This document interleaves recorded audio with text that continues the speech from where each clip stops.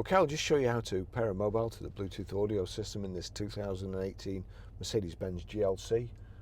First of all, we make sure that Bluetooth is on, like so, and then we're watching out at the bottom, but over here we go to the circular control there, and then up to telephone, select telephone, click telephone, and there you've got connect device. So connect device, connect new device is highlighted, or you can connect one of the others, and you want main phone, so select main phone.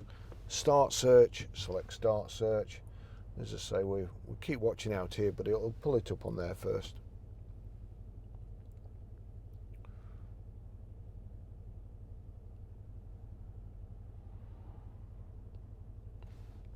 There you go, Barry's iPhone. So I click on Barry's iPhone, and then does passkey 075927 match?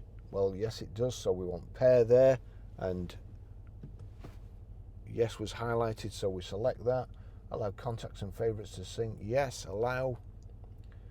Has it already connected? Let's have a look. Where has it gone? Mercedes Benz Bluetooth connected. The vehicle makes personalized suggestions based upon navigation.